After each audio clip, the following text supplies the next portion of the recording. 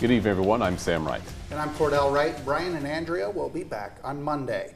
The lone survivor of a December crash near Beersford is now facing charges for the death of 3 people who were in the car at the same time. That announcement coming from officials in Lincoln County today following an investigation involving several agencies. Our Cooper Seamer joining us with more on our top story at 6 o'clock. Cooper.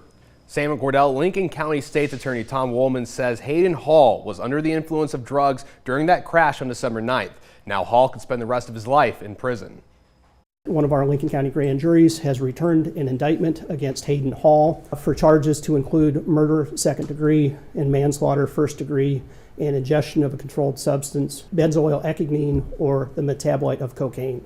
Hayden Hall is facing murder and manslaughter charges for each of the 3 people who were killed while riding in the car he was driving. The charges stem from an early morning crash near Beersford where Hall's car left the road and went airborne before landing in a ditch and rolling. Hall fled the scene but was located and taken to a hospital for treatment. Hall is also facing felony charges in Lincoln County for child abuse stemming from a different incident and grand theft from the morning of the crash. Lincoln County State's Attorney Tom Wollman says it's taken months to gather the evidence they need to charge Hall with those crimes, saying that it took a broad effort from a number of law enforcement agencies. It's been a significant investigation to include forensic analysis of cell phones, forensic downloads of the vehicle event data crash recorder, and DNA evidence as well.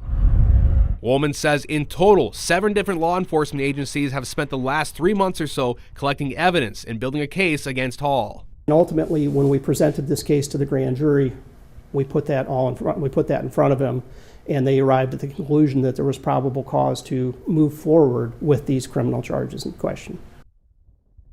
Now, each second-degree murder charge carries a mandatory sentence of life in prison, and each first-degree manslaughter charge carries a penalty of up to life in prison. Hall will be arraigned on those charges in Canton, and a hearing date has not yet been set.